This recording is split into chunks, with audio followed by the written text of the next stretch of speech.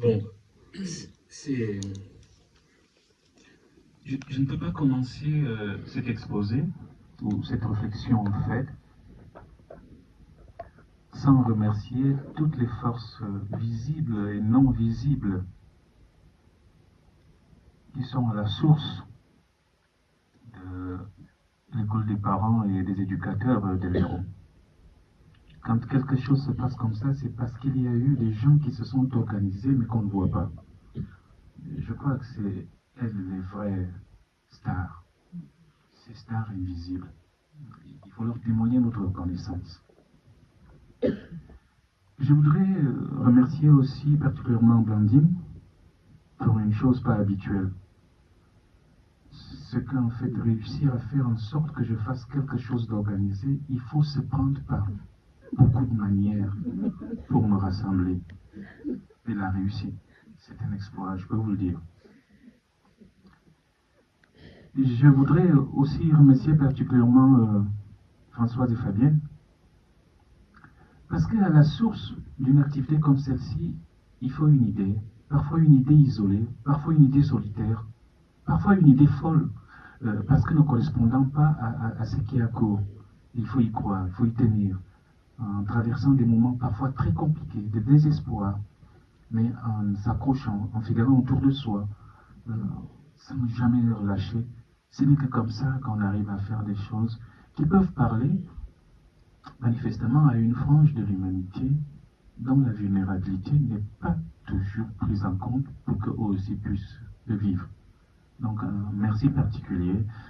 Et d'ailleurs, c'est marrant parce que parfois on dit de Fabienne que c'est cette dame qui murmure aux oreilles des bébés. C'est magnifique, je trouve. C'est même poétique. Et d'ailleurs, avec les autres qu'il leur a créés et dédiés, il y a tout un atelier dont aujourd'hui est un exemple d'aboutissement. Merci Fabienne et Françoise de ça.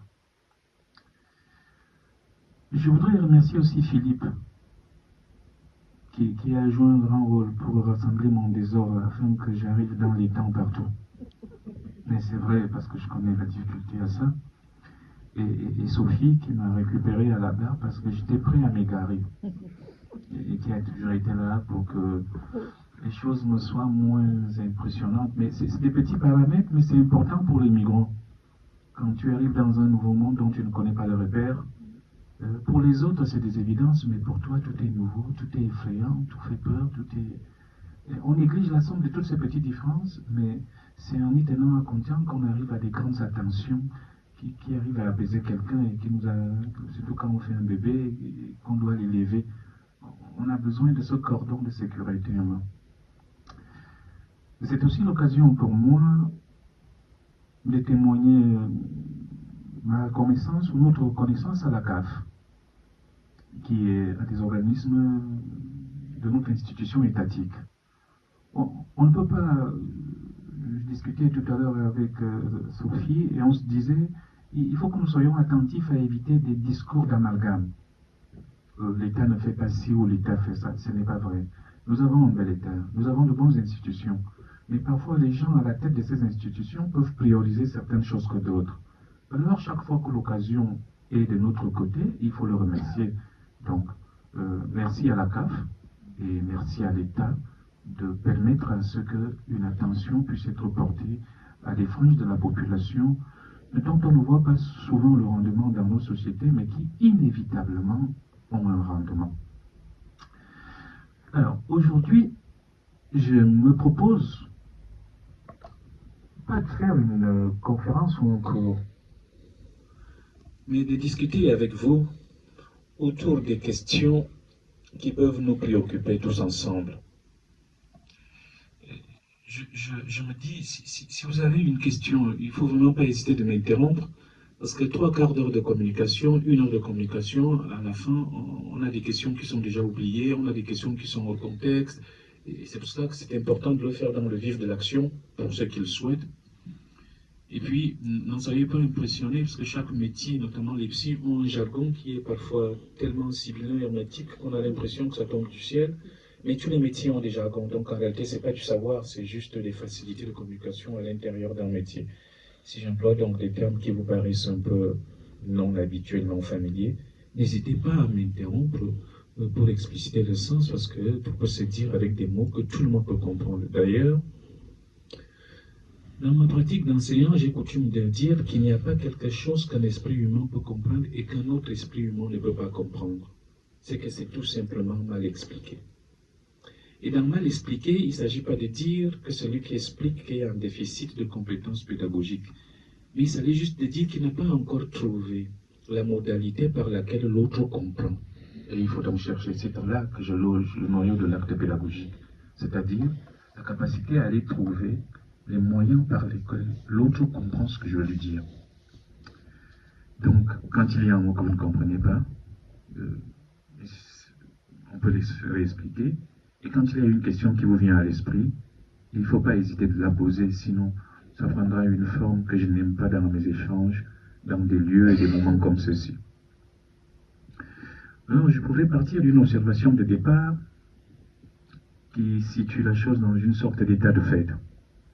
C'est-à-dire que les professionnels des associations et les services médico-sociaux ou éducatifs sont amenés à rencontrer des bébés, des enfants, des femmes et des familles qui viennent d'horizons culturels différents.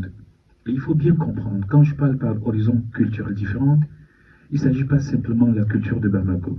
Il s'agit de la culture de la cité, de la banlieue, du cœur de Montpellier, des professionnels, des médecins, des psys. Ces différentes cultures-là se superposent et fabriquent une vision du monde ou alors une manière de ressentir les choses, de se sentir légitime, d'aller à tel endroit ou pas, de revendiquer ceci ou pas. C'est toutes ces cultures-là. Quand le mot culture apparaît chez moi, il est grossi par toutes ces strates-là.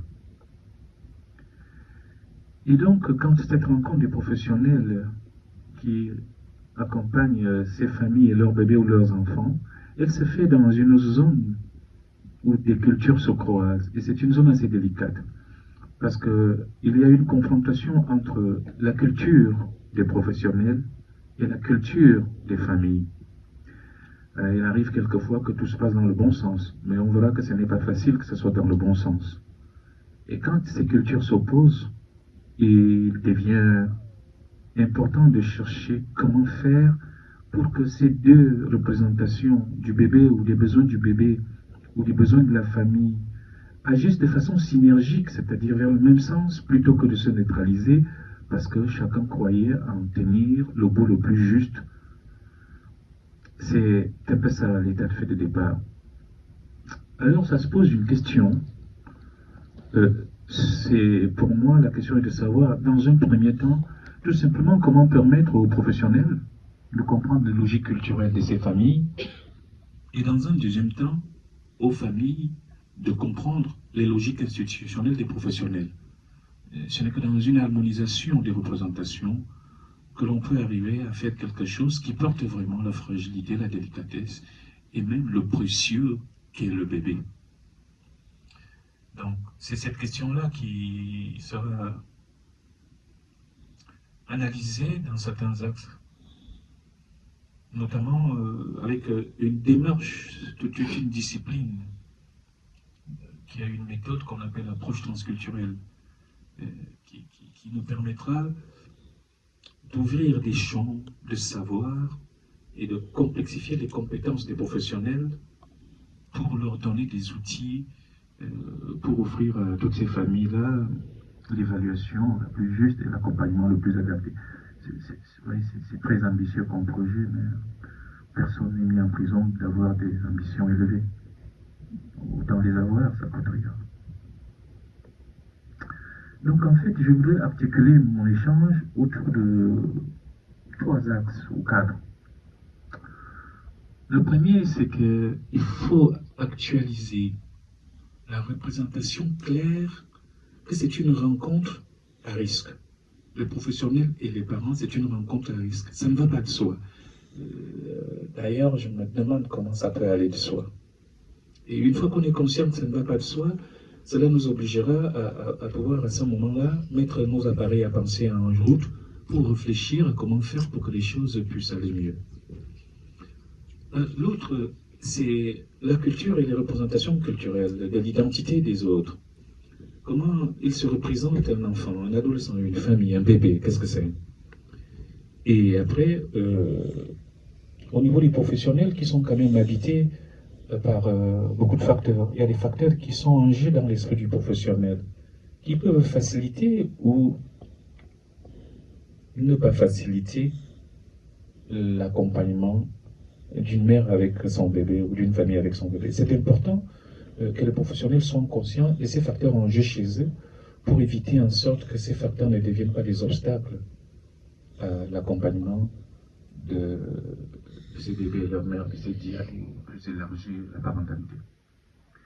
Et donc, le but aujourd'hui, c'est d'esquisser ensemble des sortes d'outils, à la fois théoriques et pratiques, en termes de posture, pas des savoirs, parce que des savoirs, chacun en dispose, mais des postures, il y en a qui sont plus adaptées en fonction d'une culture. C'est un peu ça le projet. Et je voudrais commencer. Il est où l'autre micro? Ouais. C'est bien de. Prenez-le, madame, s'il vous plaît.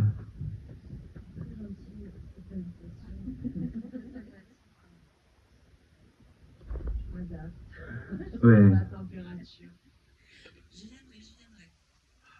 Bon. Moi, je n'ai pas envie de parler tout seul. Commencez par un bout, là. Laissez madame tranquille, on va respecter. On va commencer par ici. Parce que chaque fois qu'on dit qui veut parler dans une assemblée, personne ne parle. Mais si on commence à un bout de rang et qu'on se passe le micro à chaque fois qu'il faut, on finit par parler. Parce que ce n'est pas un exercice, c'est pas un tas de savoir. Oh oui, à la dame, là. C'est pas grave, madame. Il est juste question qu'ensemble, on lise ce qu'on a. Qu'est-ce que vous voyez, madame? C'est aussi bien d'entendre vos belles voix. J'ai apprécié tout à l'heure les voix. Ah, merci. Mais écoutez, là, on voit deux images. Sur la gauche, un bébé. Sur la droite, un fœtus. Là, ce que ça me fait penser, c'est, on va dire, la naissance, enfin, les débuts de la vie, avec cette main, peut-être la main d'une maman, on ne sait pas trop. Hein, c'est qu'on peut imaginer, on peut interpréter comme on veut, entre guillemets. Et de l'autre côté de l'image, un début de vie qui commence à émerger, on va dire. Merci. C'est nous tous là. Et qu'est-ce que ce slide a comme écrit? Qu'est-ce qui est écrit dessus maintenant? Et quelles réponses les autres peuvent donner? Lisez-nous tout ce qui est écrit dessus, madame. Alors, qui sont ces autres que l'on rencontre, que l'on soigne, que l'on accompagne avec leur bébé chez nous? Alors, ils sont qui? Ils sont des prolétaires, ils sont des riches, ils sont des banlieusards, ils sont des nobles, ils sont des gens de Casamance, ils sortent du Brésil, ils sortent de Tasmanie, ils sortent de Colombie, ils sortent d'Afghanistan. Qui sont-ils? Continuez, des madame. êtres humains comme vous et moi. Merci. Et continuez maintenant, les questions commencent à être un peu plus complexes. Comment pensent-ils à leur bébé? Alors, comment est-ce que le Sénégalais pense son bébé? Et comment est-ce que les Birmans pensent son bébé?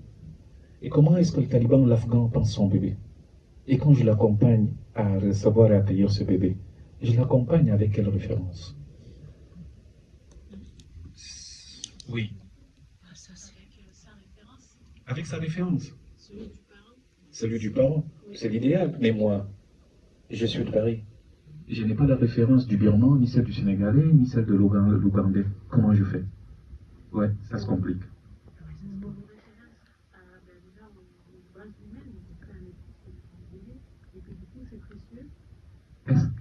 Merci, madame.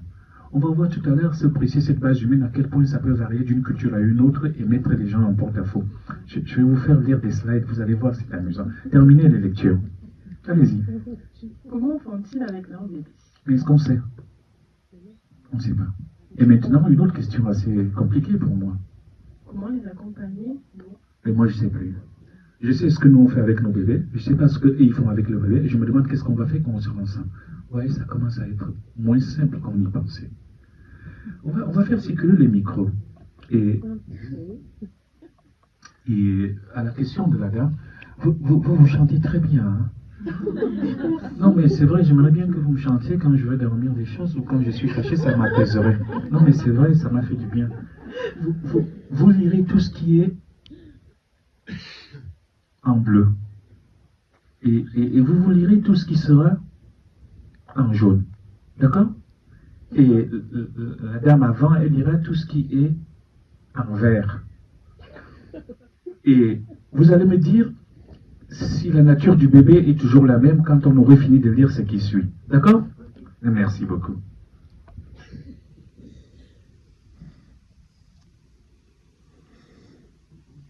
Ne vous inquiétez pas, on n'est pas obligé de tout voir. Allez-y. Imaginez si vous vous installez dans une région du monde dont vous ne connaissez pas les pratiques éducatives. Vous venez d'arriver et tous vos repères culturels sont brouillés. Un jour, vous recevez la visite à domicile d'une intervenante sociale qui est dangereuse, c'est tout. L'intervenante sociale. L'école nous a contactés, madame. Ça ne se passe pas très bien. Votre enfant ne cesse de vouloir prendre la parole en classe et interrompt sans cesse le professeur. Votre fils est avachi sur le canapé en train de jouer à un jeu vidéo. Lucas, tu dis bonjour s'il te plaît? Votre enfant lève à peine les yeux, ne se lève pas du canapé et dit « bonjour ». Vous le regardez d'un air contrarié, mais vous n'intervenez pas davantage. Il a dit « bonjour », c'est l'essentiel.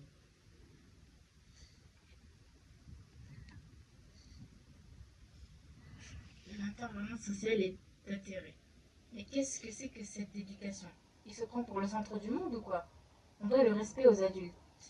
On doit le respect aux adultes tout de même.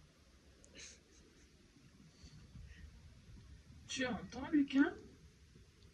Moi, Comment pouvez-vous le laisser vous répondre sur ce ton? Bon, par ailleurs, j'ai entendu dire qu'il n'allait pas aux travaux municipaux alors qu'il a déjà 12 ans. Probablement, il n'aide pas à la maison non plus. Non, il est déjà fatigué en rentrant de l'école, c'est pas facile. Oui, madame, je comprends. Mais vous savez, ici, la participation aux travaux de la famille est obligatoire, au moins 1 heure par jour. L'école est secondaire.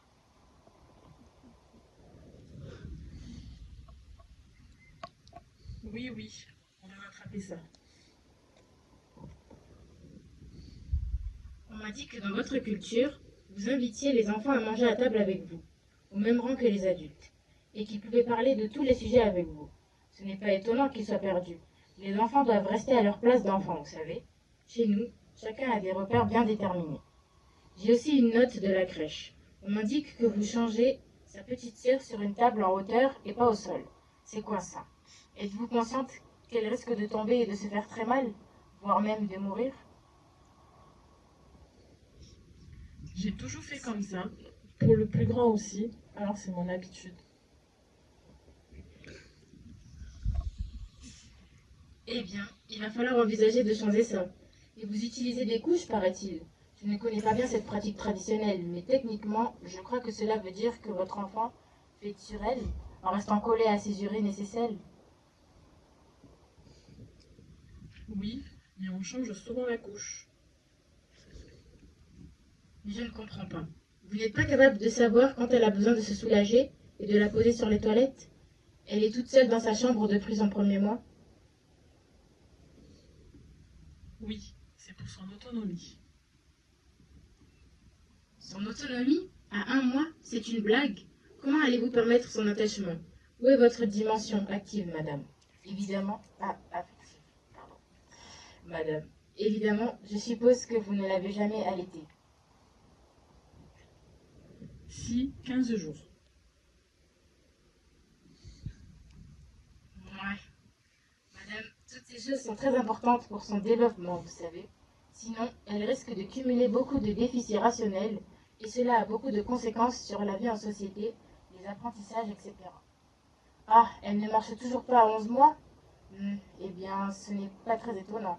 D'autant qu'apparemment, vous ne pratiquez aucun massage quotidien pour favoriser son développement psychomoteur, n'est-ce pas? Non, je ne sais pas comment on fait. En ce qui me concerne la sécurité également, j'ai vu que pour la toilette, vous la trempiez dans un bain. Êtes-vous consciente qu'elle peut se noyer? Mais je la tiens avec mes bras. Mais c'est beaucoup trop risqué. Vous devriez la laver en allongeant sur vos genoux, avec de l'eau à côté et un gant de toilette, mais ne pas l'immerger ainsi. Au niveau médical et spirituel, est-ce que vous faites les rituels nécessaires quotidiens pour protéger sa santé? Non, chez nous, on n'a pas ça. Il est vacciné. Ah, mais c'est très important. Est-ce que vous vous rendez compte que vous mettez sa vie en danger? Écoutez, je veux bien vous accompagner, mais il va falloir revoir toute l'organisation de la maison avec l'enfant pour qu'il soit dans un contexte sécurisé. Et tout cela est dit bien sûr devant les enfants. Merci. Alors, collègues, qu'est-ce que ça nous fait penser? Qu'est-ce qu'on comprend? Plus fort, hein, comme avant. Soyez pas timide. Vous avez une voix qui porte. On comprend que la personne en zone d'intervention sociale, elle projette sa culture sur la personne en vert, alors qu'elle avait déjà Très bien. une connotation culturelle. Est-ce qu'on irait à penser que cette assistance sociale n'aime pas les bébés ou qu'elle est méchante en soi?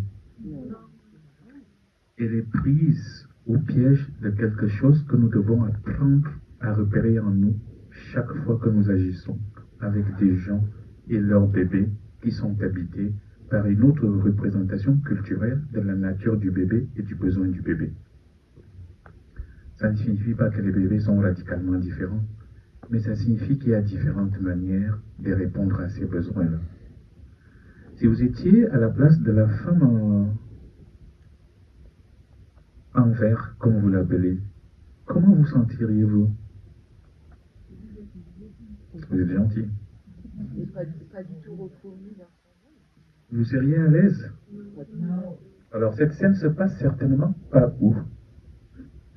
C'est pas en France, en tous les cas. Très bien.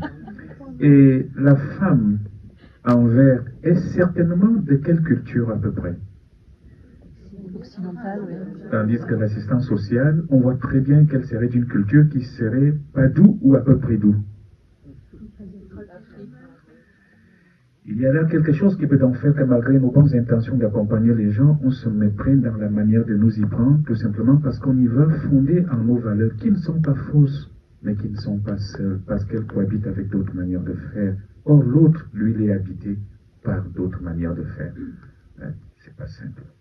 Donc, il faut partir avec une position de base. C'est pour cela que cette question, comment font-ils avec bébé? Comment font-ils avec leur bébé? Et comment faire-nous est une question qu'on ne peut pas ne pas se poser. Sinon, on va faire comme l'assistance sociale. Parce qu'on va croire qu'on fait avec les bébés les mêmes choses que nous on fait avec les bébés ici. Et parfois, les parents ne peuvent pas nous le dire. Le risque, c'est simplement qu'ils ne nous suivent plus. Ce n'est pas ce qu'on fait, mais c'est le danger si on ne le fait pas. Je pense que si on a un atelier de bébé, comme ici, c'est justement pour permettre l'émergence, la combinaison des différents savoir-faire, non pas dans ce qu'on vient de vivre. Donc, on s'en va dans le début de cette soirée, donc, avec quelque chose de précis. Faites coulisser le micro. Même si vous participez au travail et que je serai surtout seul à prendre les retombées. Allez-y, madame. Dites-nous, qu'est-ce que vous voyez dans votre hypothèse? Vous voulez que je dise? Oui. Notre hypothèse est que de nombreux problèmes qui déchirent les familles et ou les opposent les professionnels et les familles migrantes autour de la parentalité ou des soins aux enfants. Ceci au détriment de l'épanouissement des enfants, s'enracinent dans ce que j'appelle rupture, absence ou défaut de reconnaissance mutuelle. Qu'est-ce que vous en pensez? On peut partir dans cet axe-là? C'est pas le seul, c'est pas la vérité. C'est pas faux, mais c'est pas la vérité. C'est une vérité et qui va exister avec d'autres vérités. Et dans la coprésence de différentes vérités, il faut un temps où les vérités se rencontrent, chacune prenant conscience que l'autre est une vérité, chacun reconnaissant un statut à l'autre, pour construire ensemble quelque chose de nouveau. C'est un peu ce que j'essaie d'introduire probablement avec mon adresse, avec cette hypothèse-là. Et pour pouvoir y arriver, il est important qu'on puisse être d'accord avec ça. Faites coulisser le micro comme ça. Je me fais aider par tout le monde, mais j'essaierai de payer tout seul.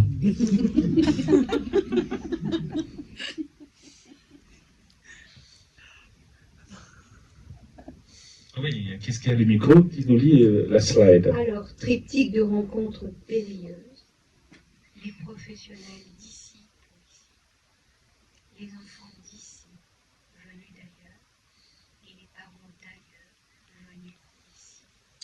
Merci. L'expérience clinique donc auprès des enfants et des familles migrantes.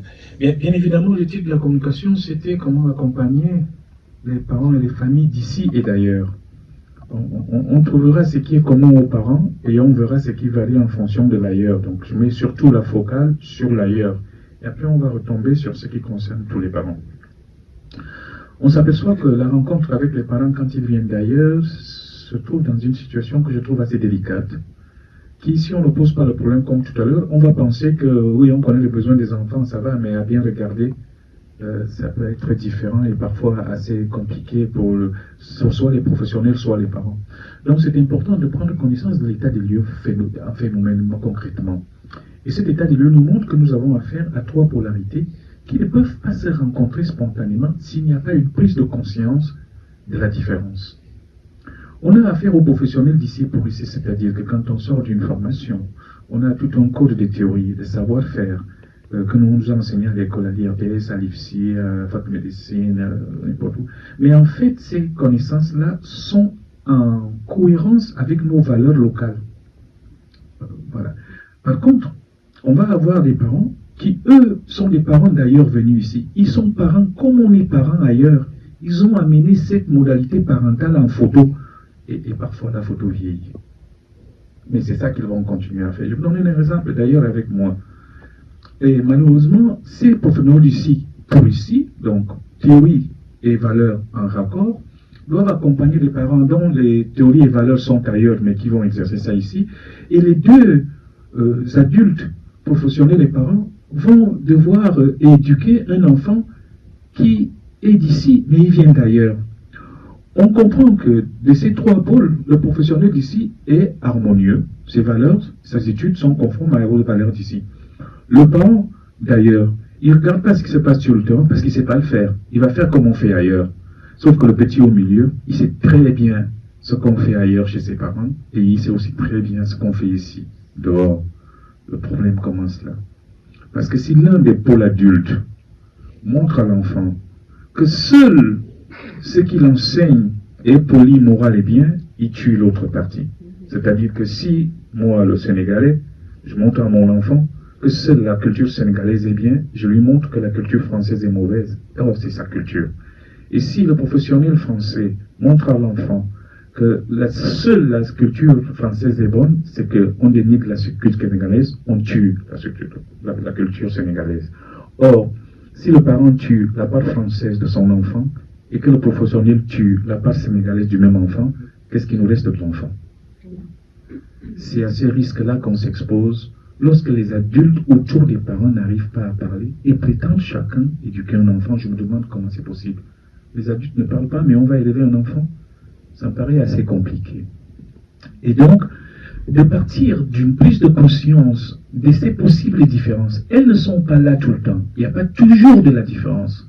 Mais de se reposer la question si elle en est, me paraît être un préalable qui permet de mesurer l'écart des valeurs et que chacun puisse concrètement penser l'effort à faire pour rencontrer l'autre. Sinon, on va avoir des forces qui vont se neutraliser au lieu de se coaliser et devenir synergiques. C'est un peu ce principe purement théorique. Et ça, on peut le trouver avec des choses un peu plus simples. on a vu avec les enfants, tout à l'heure avec les deux dames. Et si vous voulez, malheureusement, il n'y aura pas de son. Je veux qu'on regarde 6 minutes quelque chose. Mais pour vous, ça ne vous fait pas un effet parce que j'ai vu un atelier de massage de bébé, mais on va quand même le voir.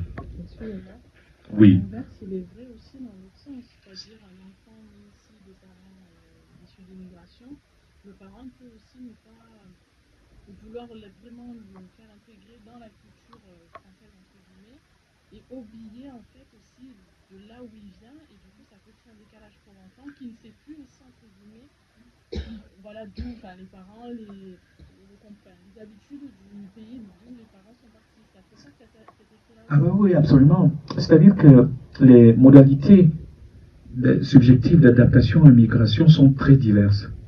C'est-à-dire que parfois un parent peut faire ses enfants ici et avoir pour projet de ne rien faire de chez lui, parce qu'il le rejette. Et le triangle montre simplement qu'on est dans une situation très complexe.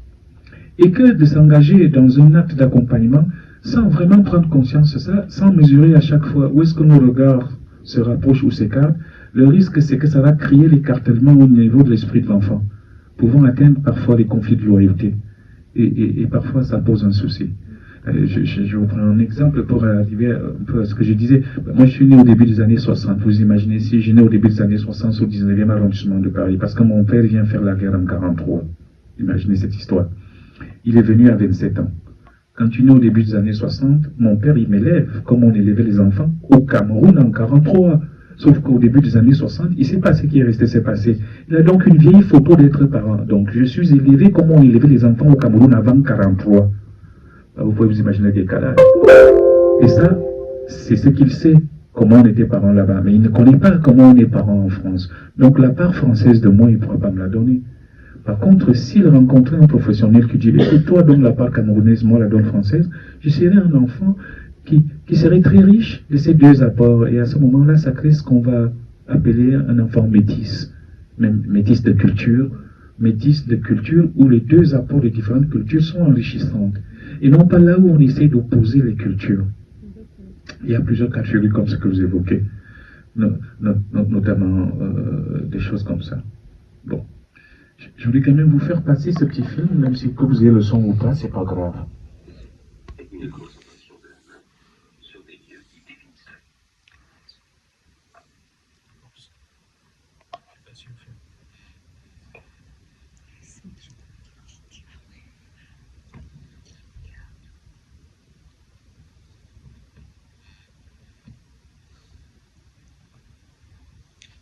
Les mains maîtrisent la poitrine, le ventre. Le sexe est l'objet de soins réguliers. La masseuse promet ainsi à ses confrères une anatomie facile et renouvelée. Les mouvements sur le ventre ont pour but de le débarrasser de la nourriture que la mère a absorbée pendant la grossesse et qu'elle a pu lui incorporer. Cette nourriture est désormais mauvaise pour l'enfant.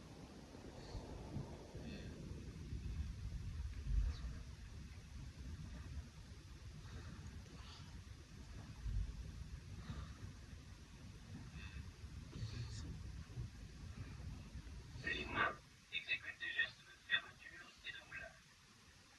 Les manipulations se poursuivent par des pressions de grande amplitude avec la paume de la main.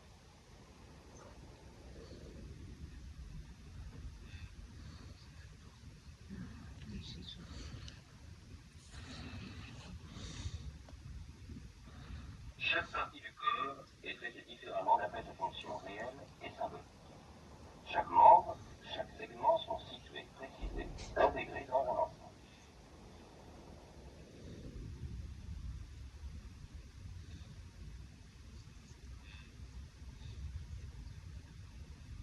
La masseuse signifie le rôle aux membres supérieurs qui se tendent et saisissent et aux membres inférieurs qui déplacent.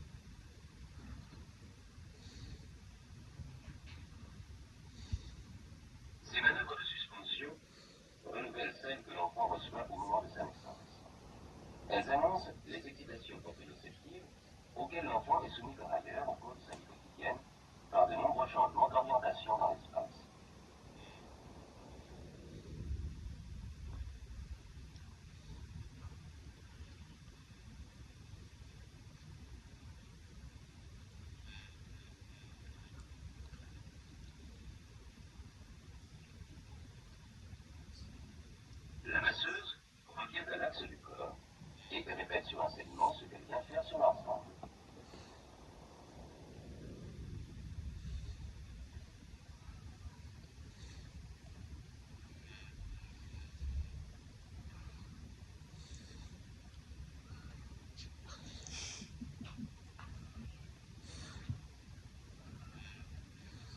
Le rythme du passage de l'existence qui est étroitement à la mer à une vie ouverte sur le groupe va achever par le bain.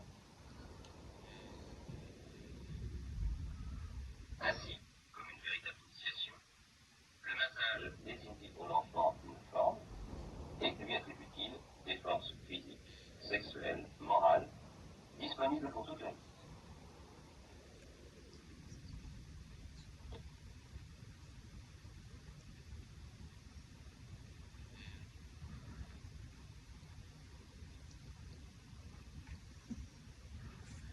La croissance et le développement obéiront aux signes qui ont été inscrits sur le corps au cours du massage.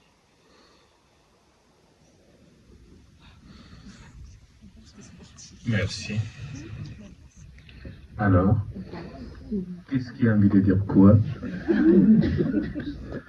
Juste dire ce qui nous vient, ce qu'on ressent, ce qu'on pense. C'est tonique. Oui.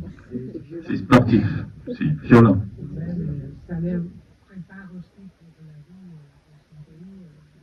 Ça le prépare aussi pour la vie de son pays. J'aurais bien aimé être remarqué comme ça quand je serai. Ce n'est pas perdu.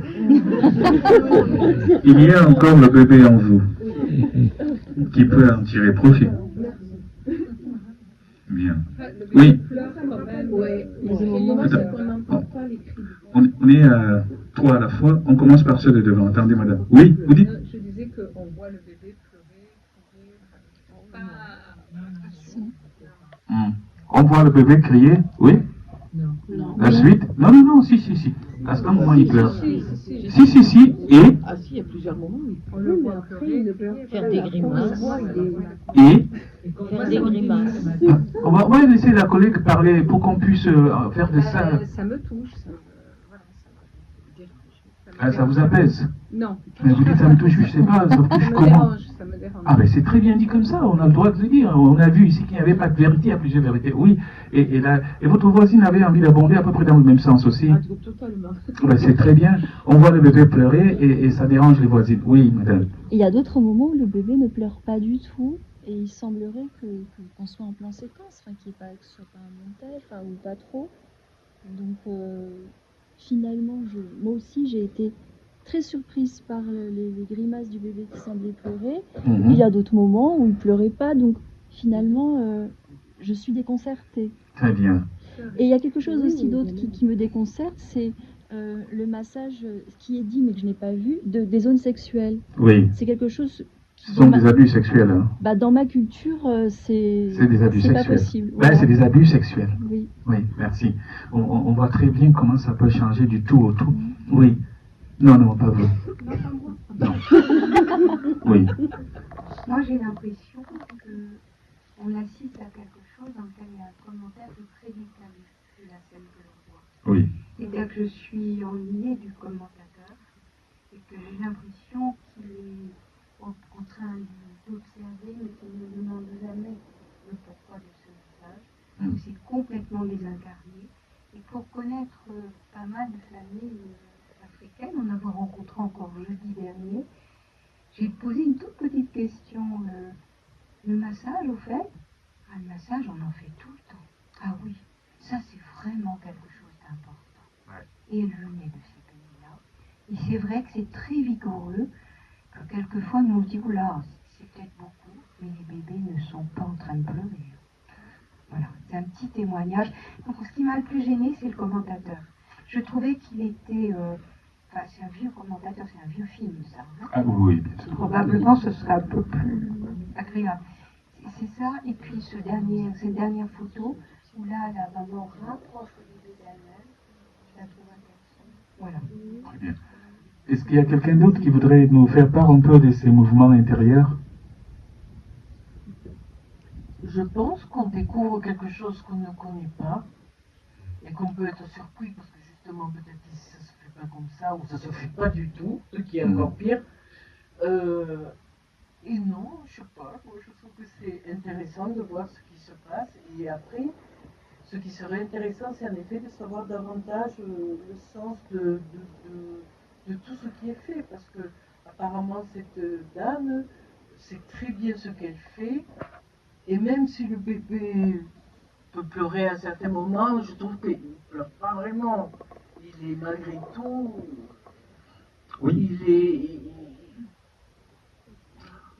Il suit ce qu'on est en train de lui faire. Donc peut-être qu'il y a des réactions fortes, mais qu'elles ont un sens. Oui. Voilà. Merci. Bon, en même temps, je voudrais dire bien sûr une chose. Qu'un collègue dise ça me gêne qu'un enfant pleure, c'est entendable. Ce n'est pas disqualifiable sous aucun prétexte. C'est le ressenti qu'on a. On peut multiplier à l'infini les exemples où, d'ailleurs pour ceux qui connaissent le bébé, moi j'en ai eu 7 et il n'y en a pas un seul qui était tout le temps content quand on le lavait. Il pleurait toujours. Et je peux vous dire que j'en ai eu pire. D'ailleurs, la collègue qui vient de parler, elle peut nous dire un petit mot sur ce qu'on appelait la kiné respiratoire. Je ne sais pas s'ils sont contents quand ils sortent de là.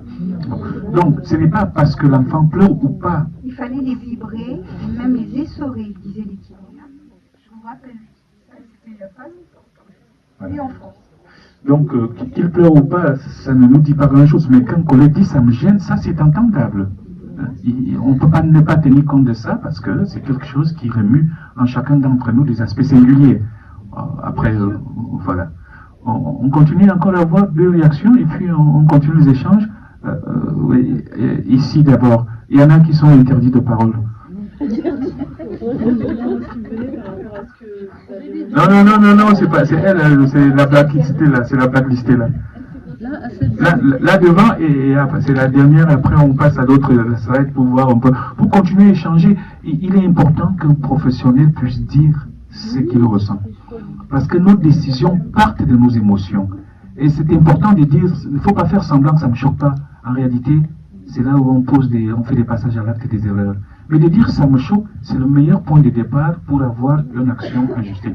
Oui, madame. Moi, à l'inverse, c'était plutôt la position de la maman, de me dire, par rapport à tout à l'heure la discussion et d'être changé de culture, moi, en tant que maman, on aurait fait ça à mon bébé, mais je faisais une syncope. C'était pas possible pour moi.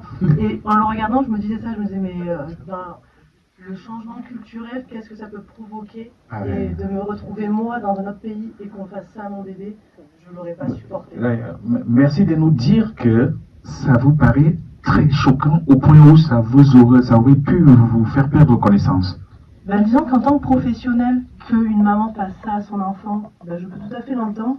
Mais moi, en tant que maman, qu'on fasse ça à mon bébé, aurait été complètement différent. Et ce décalage... C'est très bien de dire les choses parce qu'elle nous vient de... Bon, on va laisser passer la collègue qui avait été coupée du micro, parce que c'est pas bien de censurer les gens. Je déteste parler dans un micro. Je sais, mais allez-y quand même. Alors moi, ça me rappelle un souvenir d'enfance que j'avais complètement oublié. C'est pour ça que vous avez lu un peu... Il fallait juste tempérer ce truc qui venait fort. Pour qu'il puisse venir de façon bien liée. C'est un souvenir d'enfance que j'avais complètement oublié. Vous m'entendez? C'est ma grand-mère. Oui. Ma grand-mère massait ainsi. Elle masse ainsi et je me vois en train de la voir masser ma petite sœur, mon petit cousin. Et dans questionner ça, c'était pour moi une inquiétude étrangère. C'était étrange, qu'est-ce qu'elle fait? Est-ce qu'elle leur fait mal? Est-ce que c'est pour leur bien? Alors elle ritualisait ça, alors c'était ritualisé, mais en même temps elle chantait, elle parlait à l'enfant. C'est ça aussi qui peut-être manque, c'est la parole, parce qu'on n'entend pas. Ce qu'elle peut dire à l'enfant, à ce petit bébé. Ma grand-mère parlait au bébé, elle lui racontait des choses, elle interpellait mes tantes, ma mère. Il y avait un récit, en tous les cas il y avait quelque chose autour, c'était porté par la parole. Il y en a toujours. C'est d'ailleurs pour ça que madame, j'ai oublié le nom, disait tout de suite que le commentaire est plus gênant que tout, parce que on aurait voulu avoir ces chansons, ces mots de cette dame elle-même. Il y a toujours des paroles, ça ne se fait pas par le commentaire d'un journaliste des années 70. Et ce massage, moi, que j'avais vu observé, qui était inquiétant pour moi petite, il a été réconfortant quand j'étais plus grande, adolescente, parce que c'était aussi un rituel de passage à un moment, voilà, c'était l'adolescence, j'avais des angoisses, je ne sais plus, et elle m'a massée dans un hammam, et je sais que ça a été très réconfortant pour moi, et ça a baissé l'angoisse, ça a été enveloppant pour moi, voilà. C'est un peu l'évocation que ça m'a... Si, c'est bien que ça sorte avec cette prosodie. Absolument, je ne pourrais pas dire mieux. Il y a madame qui voulait dire, la dame qui chante bien, qui fait dormir des jeunes chanteuses, qui nous amène dans l'eau avec son bateau, qui est tout beau. Mais oui, c'est vrai que ce passage paraît très dur, très fort. Mais moi, je reste sur cette image de cette maman qui... Elle a les mains sur ce bébé, elle le prend, elle l'embrasse, je trouve ça très beau, la finalité de ce massage qui nous paraît un peu violent, mais après, moi je trouve cette image magnifique de voir, et ce bébé qui sourit, parce qu'on le voit sourire à la fin, je trouve ça très très beau, et je me dis qu'il voilà, il y a un lien énorme, enfin, je trouve ça très très beau quand même, cette femme comme ça. Merci pour ce témoignage. Je voudrais juste quand même faire des remarques. C'est que là, nous avons affaire à des mains très expertes. Dans un contexte où l'acte de la dame est tout le temps soutenu par une répétition de ce qu'elle voit faire autour d'elle. Donc, si les parents de ce bébé, les deux Sénégalais-là, étaient ici à Montpellier et avaient un enfant, si la grossesse avait été prise ici et avait grandi ici, je ne suis pas sûr que leur bébé sera capable de supporter ça. Il faut comprendre qu'il y a beaucoup de choses qui rentrent en jeu. L'alimentation, le climat, les rites, tout cela modifie la donnée biologique et la permet de supporter plus ou moins certaines choses. Donc si les parents sénégalais arrivent ici, premièrement, on n'a pas l'expertise répétée au quotidien. C'est une maman qui est seule, qui ne voit pas les autres faire, qui est traversée par une histoire migratoire, qui vit du stress d'être en migration, le stress psychosocial, tout un tas de choses qui vont venir éroder la finesse d'un acte hautement technique. Et donc on ne peut pas les encourager à faire comme on faisait là-bas. Mais on ne peut pas leur interdire de faire suivant ce qu'elles sentent bien de faire sans danger. Parce que ici, chez nous, tu tentes un truc comme ça, même si tu es sénégalo-sénégalaise, tu as le fort risque de faire des accidents qui peuvent aller jusqu'au syndrome du bébé secoué. Voilà. C'est une précaution à prendre. Parce que l'aliment que la mère a mangé n'est pas la même. Ici, on mange 5 fruits et légumes. Là-bas, ils ne mangent pas 5 fruits et légumes. Ici, on mange du lait à toutes les sauces. Là-bas, on ne mange pas du lait. Si on mange la viande et les poissons tous les jours, là-bas on mange les sels minéraux, on mange les choses, les calcaires et tout ça. Ça transforme aussi bien la densité osseuse, la densité ligamentaire, la nature des stries des muscles. Ça change beaucoup de choses d'une part. Donc, il ne s'agit pas de dire refaites comme vous faisiez là-bas ici. C'est un non-sens absolu. Il faut en être précautionneux et conscient de cela. Bien. Donc, qu'est-ce que tout ceci nous amène donc à interroger ? Tout ceci que nous avons commencé à voir nous oblige à comprendre une chose. Ça nous oblige à comprendre que les représentations et structurations culturelles vont varier. C'est-à-dire, on va se représenter la nature d'un enfant de manière différente. On va se représenter l'identité d'un enfant de manière différente. Et on va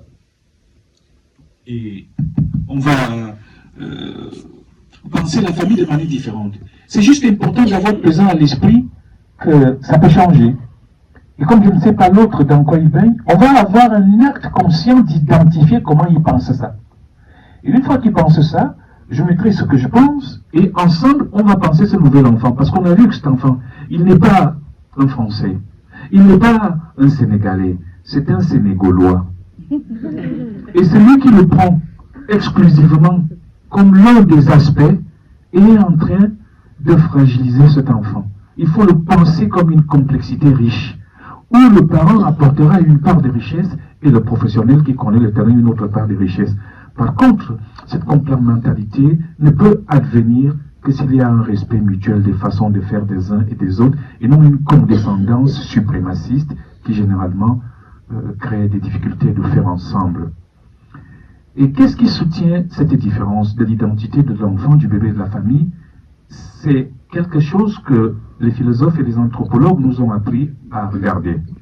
Ils nous disent qu'une vision du monde, c'est-à-dire la matrice à travers laquelle on interprète la réalité, varie, et il y en a trois.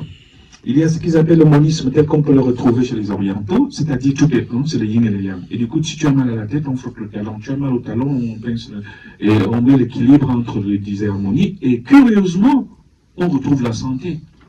D'ailleurs, dans nos hôpitaux, l'acupuncture est acceptée alors que l'acupuncture n'obéit pas à notre schéma anatomique physiologique. On ne sait pas comment ça fonctionne ce truc, malgré toute notre connaissance de l'anatomie et de la physiologie du corps humain. C'est une autre manière de faire. Il y a une autre vision à nous, occidentaux. C'est une vieille vision qui s'incarne dans notre rapport à l'être. Elle remonte à chaque fois que nous avons eu des penseurs qui ont essayé d'expliquer notre monde. On peut remonter à Platon, il y a le monde matériel et le monde des idées. Il y a le corps qui est du monde matériel et l'âme qui est du monde des idées. Voilà. On peut remonter à Descartes, il y a mon âme et mon corps. Mais on peut remonter à notre vision la plus actuelle qui montre que l'individu et le sujet humain, ça peut encore être une unité psychosomatique où il y a le psychisme et le corps, mais il n'est pas en continuité avec le reste des mondes. Donc si je suis malade, on va regarder dans mon esprit et dans mon corps et les interactions que ces deux éléments ont eu avec le reste, mais il n'y a pas continuité ni fusion. Par contre, il y a une autre vision du monde qu'on retrouve assez populaire ailleurs. C'est le pluralisme. Dans le pluralisme, ça part de deux mondes. Un monde naturel et un monde surnaturel en termes occidentaux. Par contre, eux-mêmes, ils appellent ça monde du jour et monde de la nuit. Monde visible et monde invisible. Pour eux, le monde invisible, le monde de la nuit, est peuplé des entités, c'est le monde des dieux, des esprits, des morts, de la sorcellerie, des ancêtres. Ils sont là-bas, ils nous voient. Nous, on ne les voit pas. Et le monde invisible, c'est tout ce qu'il y a ici. Pas simplement qui est visible à l'œil nu. Les faisceaux hertziens, ils font partie du monde visible. Tous les effets chimiques, les gaz font partie du monde visible. Donc il ne faut pas ramener visible à perceptible à l'œil nu, il faut plutôt ramener visible à naturel. Et dans cette conception-là, chaque être a une part dans le monde visible et le monde invisible. Donc moi qui vous parle, je suis donc pluri-instantiel. J'ai le corps et l'esprit comme tout occidental, mais j'ai mon nom, j'ai mon ombre, j'ai mon totem, j'ai mon placenta. Et d'ailleurs, pour la petite histoire, au début des années 60, je ne sais pas comment ma mère Eva Marie a fait pour récupérer mon placenta et l'amener en Afrique, parce que je connais mon arbre là-bas. Tout le temps pendant lequel j'étais malade dans le monde entier, elle faisait venir des écorces d'arbres de cet arbre. Et du coup, je pense que si on abat cet arbre, je ne tiendrai pas. Et pour me faire de la peine, il ne suffit pas juste de me casser le bras avec un effet violent, ni de m'envoyer un microbe, ni de créer une anomalie fonctionnelle ou une blessure organique. Il suffit juste d'attaquer mon arbre, moi je tombe malade ici. Il suffit de prendre l'eau avec laquelle je me suis lavé, je tombe malade. Il suffit de prendre l'empreinte laissée par mon pied nu sur terre, vous pouvez me tuer, me rendre malade. On comprend donc que ces parents-là, quand l'autre femme, vous étiez la femme en quoi, vous la méchante là, c'est vous la méchante, en jaune, l'assistante sociale en jaune, elle demande un moment à cette femme, est-ce que vous avez fait des protections médicales et spirituelles?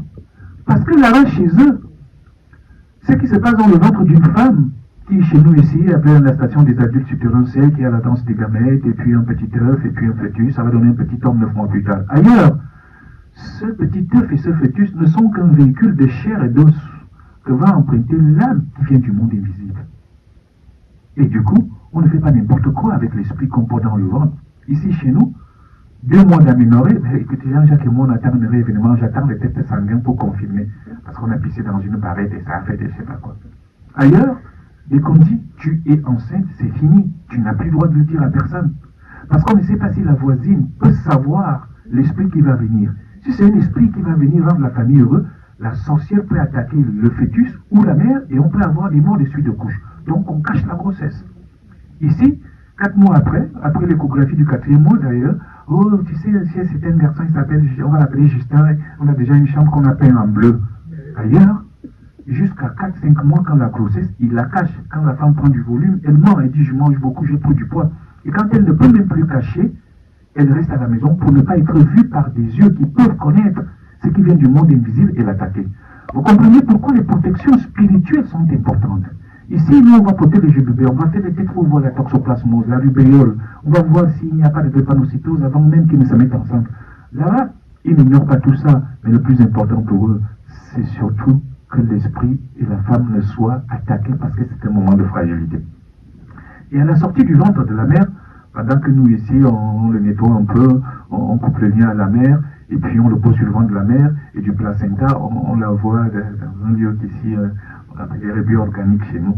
Ailleurs, non, on ne joue pas avec le placenta. C'est le double. On ne s'amuse pas avec.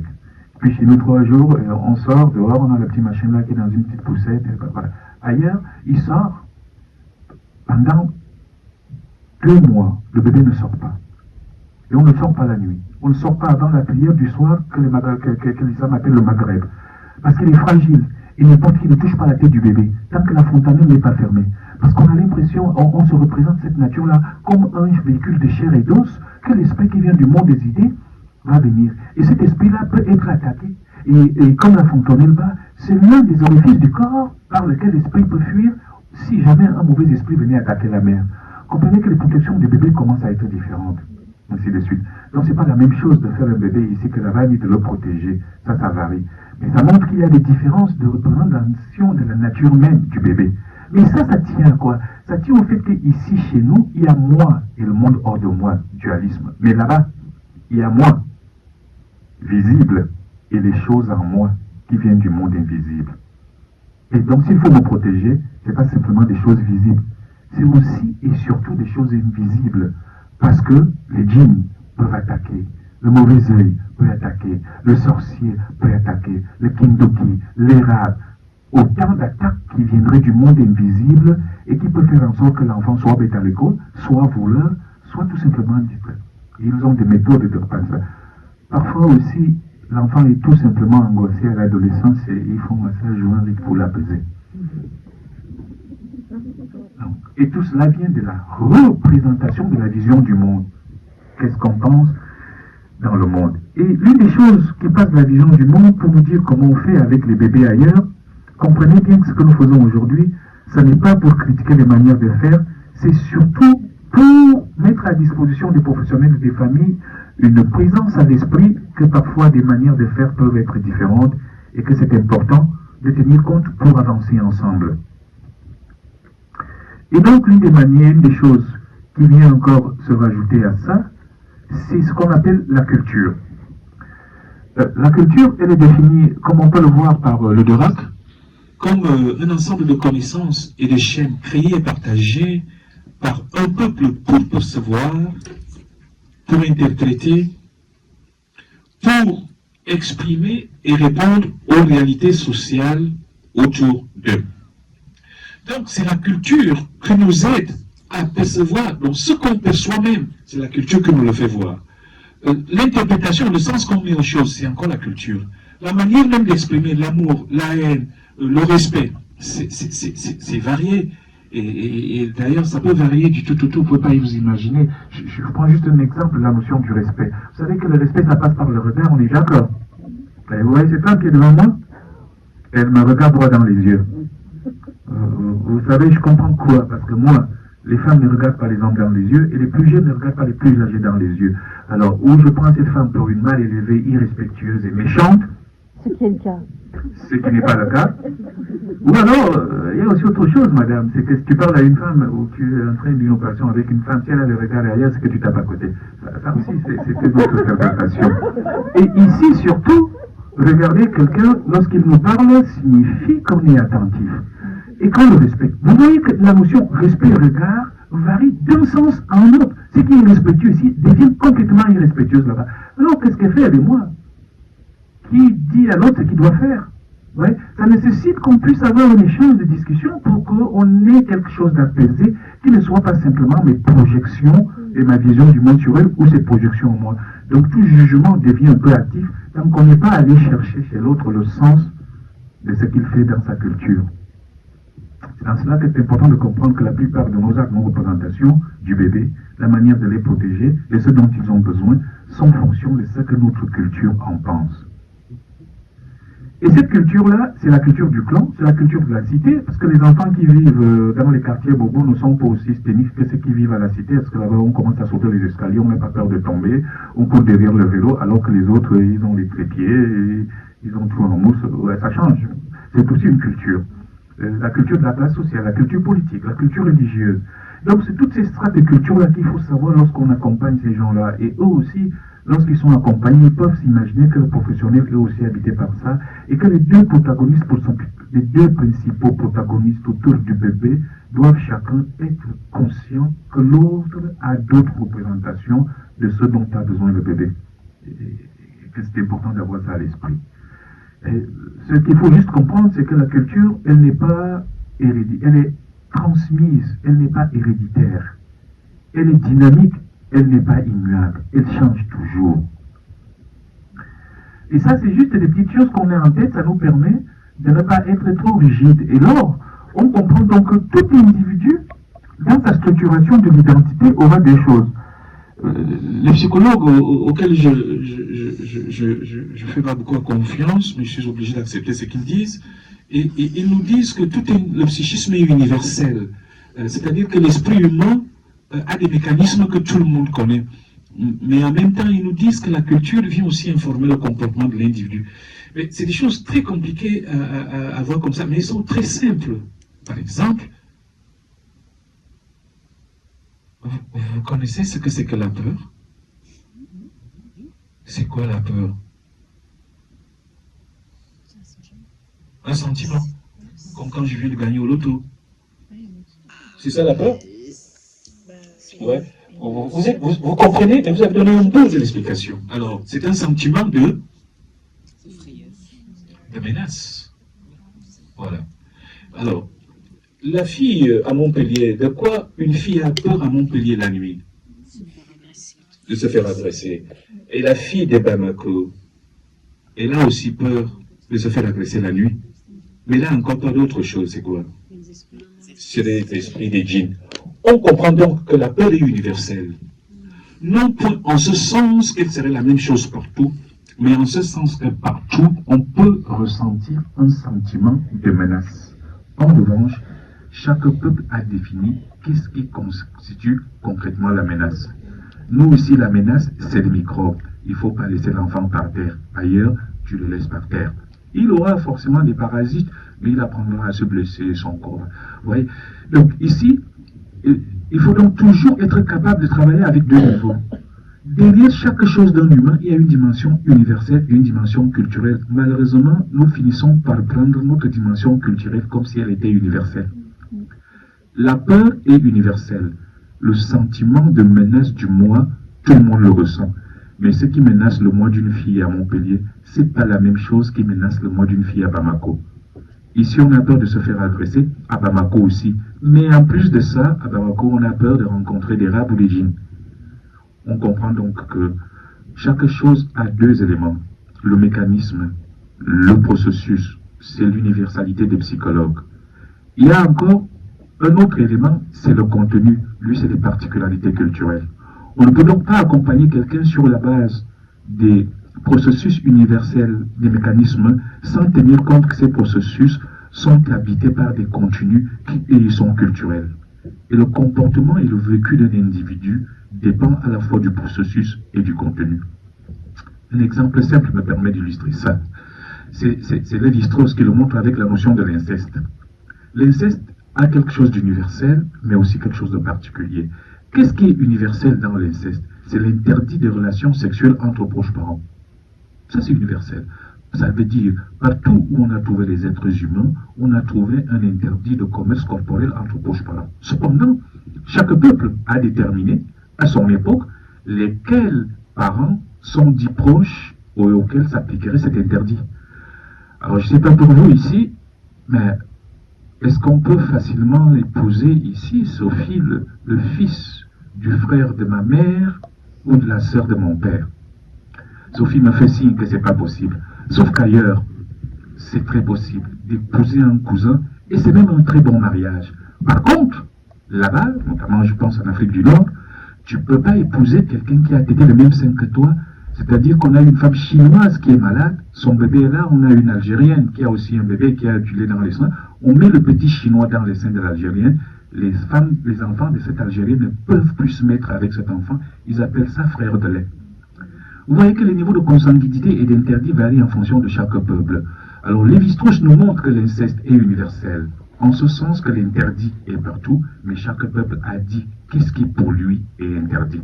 Malheureusement, très souvent, on prend notre vision culturelle du principe universel comme l'universel total. Et c'est là où il y a une légère extrapolation. Ce qui fait que si pour moi je ne peux pas me mettre avec ma cousine ou mon cousin, et que je trouve que Yasmina a épousé son cousin, dans mon esprit, mais c'est incestuel son truc. Vous voyez un peu l'erreur d'extrapolation. Elle tient tout simplement parce que je n'ai pas appris à demander à l'autre pour lui qu'est-ce que c'est. Je n'ai pas mesuré le gap, l'écart par rapport à l'objet. Et donc, il y a une double structuration. Il faut toujours comprendre qu'il y aura une situation culturelle. Elle va amener le contenu et une situation psychique. C'est-à-dire que les processus et l'étape de développement psychique seront identiques, même si ce n'est pas les mêmes âges. C'est-à-dire qu'on passera toujours à un moment où on a une pensée qui ne distingue pas les objets, un moment où la pensée dans ses schèmes va adopter l'objet réel, va être capable de se représenter le passage d'un objet. C'est un moment où le bébé, il ne sait pas que le monde en dehors de lui et lui, c'est différent. Il pense même que son corps et celui de sa mère, c'est la même chose. Dans cette phase syncrétique, le bébé pense qu'il lui suffit de penser, j'ai faim, en ouvrant la bouche, le sang de la mère est là. Il ne voit pas tout le reste. Il pense que son corps, c'est celui de la mère. Et à un moment, il commence à réaliser que non, c'est deux corps différents. Et à un moment, il commence à toucher les objets, à savoir qu'ils sont en dehors de lui. Sauf que quand ils sont en dehors de lui, tu jettes un objet là, il le regarde là. Et parfois, tu jettes un objet qui passe en bas, lui continue à regarder là. Il pense que l'objet est toujours là. C'est après qu'il commence à imaginer que si on l'a laissé comme ça, et s'il a circulé comme ça, il faut aller le chercher là-bas. Et c'est après qu'il commence à faire des opérations absentes. Ces processus du développement cognitif, comme les appellent les psychologues, sont universels. On le trouve partout. On peut en trouver des processus purement psychologiques comme ça aussi, psycho-affectifs ou cognitifs. Ça, c'est universel. En revanche, le contenu, ça va varier en fonction de la culture. C'est-à-dire qu'ici, on va enseigner à un enfant que l'eau bout à 100 degrés et il faut absolument chauffer l'eau. Ailleurs, on va lui dire, ça bout effectivement quand on la chauffe autour de 100 degrés, mais un sorcier peut aussi la faire bouillir même s'il n'y a pas de source de chaleur. Vous voyez que les deux connaissent le processus de l'objet et de l'abstraction, mais l'un a une case que l'autre n'a pas. Et donc il faut être conscient de savoir que les choses sont complexes comme ça. Et c'est ça la structuration culturelle. C'est-à-dire, elle vient habiter le processus et le mécanisme. Mais très souvent, nous confondons notre culture au processus universel. Donc c'est toujours important de dire, les enfants ont besoin de manger partout, tous les bébés. Mais tous les bébés ne mangent pas la même chose au monde. Le risque de ça, c'est de croire que l'autre qui nourrit son bébé comme on nourrit chez lui le nourrit mal, ce qui n'est pas vrai. Ce qui n'est pas vrai tout le temps. En revanche, quelqu'un qui est en migration, et quelqu'un quand même qui a perdu tout le portage, la sécurité de l'environnement qui permettait d'avoir des bons réflexes. Et quelqu'un qui probablement a traversé un ensemble de choses qui impactent son rapport et sa manière de penser le bébé. Et donc il peut avoir une représentation pas très précise de ce dont a le bébé. Parce qu'en fait il a une mémoire qui peut être plus ou moins précise. Voilà. Par contre, donc, il faut éviter quelque chose de précis, c'est aussi maintenant de tout expliquer par la culture ou de tout expliquer par le psychisme. Tout autant qu'il faut éviter de prendre psychiatrique ou de juger maltraitant un comportement qui est culturellement cohérent. Et là, c'est la touche du professionnel. On va éviter de tout de suite trouver que c'est maltraitant alors que c'est culturellement cohérent. Mais au même moment, il faut éviter de laisser passer une vraie souffrance, une vraie psychiatrie, sous prétexte que c'est culturel. Ouais, ça demande vraiment un peu de gymnastique intellectuelle, sinon on n'est plus des professionnels, si on n'est pas capable. C'est dans cette finesse-là, dans ce chemin de crête, que se recrutent les actes les plus efficaces. Sinon, ça devient l'affaire de monsieur tout le monde. Et donc, on comprend que les représentations culturelles vont habiter aussi bien de quoi un bébé a besoin et comment on supplée les besoins du bébé. Les représentations culturelles vont aussi habiter la famille. On ne va pas rester longtemps sur la famille. Parce que nous, quand on dit, on veut voir la famille des 10 Charles, on veut voir qui ici, quand on dit la famille des 10 Charles?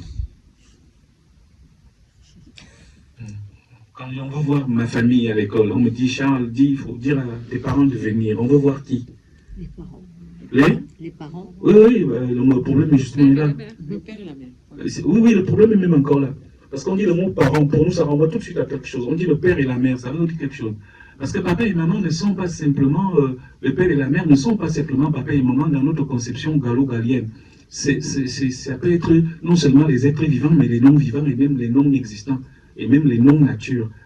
Parce que papa, c'est pas forcément le type qui était avec ma mère pour me fabriquer.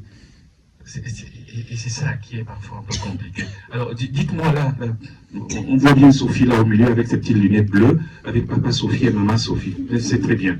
Bon. Et donc, on voit très bien Sophie est là avec ses parents. C'est facile. Sophie amène tes parents, il amène ses beaux gosses et cette belle jeune femme, et elle pense à la plage. On m'a dit que la plage n'est pas loin de Montpellier. Merci Sophie. Bon, alors, ici, c'est qui les parents? Là, à l'extrême droite. En haut à droite. Ouais. Mais je ne sais pas. Je ne sais pas. Tous vivent dans la même maison. Et les uns ont les droits sur les autres. On ne sait pas. Et donc, si moi je pense que parents c'est juste Sophie, maman Sophie et papa Sophie, je vais croire qu'en haut là, il y a deux qui sont le trou. Alors que pour eux, ça fait parents. Et papa et maman. Et ici, c'est qui papa et maman? Ah, je ne sais pas. Et vous voyez l'autre là-bas en haut? Là, ça commence à se compliquer parce qu'en vérité, vous voyez un peu là, vous voyez ce petit bonhomme en blanc là? C'est 10 Charles. Et là, il sort de France. Et il est assis en plein sable. Je ne sais pas qui est ce monsieur, je ne sais pas qui est cette nana. Vous voyez ici?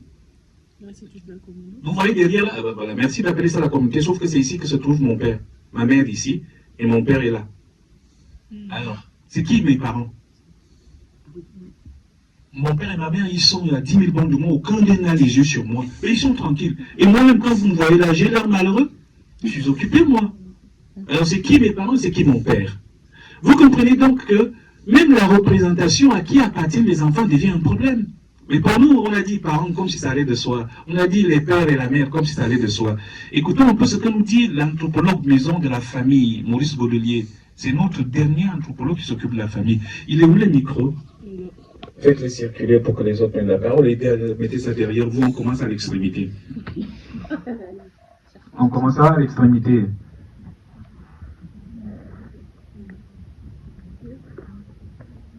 N'oubliez pas, nous essayons de montrer que la représentation de ce qu'un bébé varie. La représentation de ce qu'une famille varie. La représentation de ce que papa varie. La représentation de ce que maman varie. Et maintenant, les autres, ils sont habillés avec toutes ces différences-là. Continuez. Oui. Merci. C'est ce qu'on appelle famille et parenté. Parce que c'est un peu plus compliqué que papa, maman, la bonne et moi chez les Français. C'est pas tout à fait ça. Il ne faut pas avoir un de vue, simplement. Un point de vue, c'est Je suis désolée, je suis dyslexique. Vous êtes dyslexique? Oui. Attendez que je vous interrompe. Je vous remercie. Parce qu'en fait, j'ai été diagnostiqué dyslexique. Et quand on m'a dit que j'étais dyslexique, c'est vraiment ma vraie histoire. Je suis allé dire à ma mère, maman, j'avais deux mères. J'ai dit à mes deux mères, celles que j'ai croisées, maman, on m'a dit à l'école que j'étais dyslexique. Et ma mère m'a embrassé. Elle me dit, chouette mon fils, tu sais calculer et tu retiens bien les choses. Le lendemain, je suis allé à l'école. J'ai dit à tout le monde, tu sais, moi je suis dyslexique, moi. Tu sais. Et du coup, j'avais bien compris que ça allait faire un peu bizarre. C'est certainement il est dyslexique. Oui, je suis dyslexique et pourtant je suis là 60 ans sur Terre. Ça n'a pas l'air de m'avoir empêché de dormir. Il a juste fallu qu'une femme regarde ça. Pas avec des yeux graves d'un handicap. Et j'ai jamais pensé que j'étais handicapé. Je suis dyslexique, dysorthographique. Oui, dysyntaxique. Ah, voilà. Si vous me dites votre... D'ailleurs, avant-hier, je fais une conférence à Vauche, à côté de Saint-Étienne. Toute la conversation, on m'a dit, mais Charles, c'est pas chauve, c'est Vauche. Alors, moi, je change les syllabes comme ça, facilement. Et parfois, moi aussi, simple que pourquoi je ne sais pas l'écrire. Je me dis quoi? P-O-U-R-K-O-A? Je sais pas. Et du coup, j'écris et je regarde si j'ai une graphie qui est proche de mon esprit. Je dis, oh, ben, c'est peut-être ça. Et moi, je pense, bon, heureusement pour moi, Google est venu, Word est venu, ça va. Et merci de ne pas me laisser dans mon nid de dyslexie dysorthographique en solitude. Allons donc, existons parmi les autres, parce qu'on sait faire d'autres choses. Ceci dit, il n'y a pas écrit de poème. Et toi, on l'a oublié, donc c'est normal que tu ne l'aies pas lu. Allez-y. Merci. Alors, il faut essayer de regarder un peu ce qui se passe en dehors de nous. Donc, qu'est-ce qu'on peut dire d'abord comme définition? Comme définition de la famille. C'est une unité sociale de procréation, d'adoption, d'appropriation des enfants et leur élevage par des adultes qui ont vis-à-vis d'eux des droits, mais aussi des devoirs. Il a ajouté qu'il ne faut pas forcément des enfants pour qu'il y ait une famille. Je n'ai pas dit ça parce que c'est pas ce que je voulais développer. Continuez. La nature d'une famille, c'est pas toujours pareil et ça va dépendre du système de parenté qui existe dans la société. Alors, quand on parle de parentalité, on parle de quoi?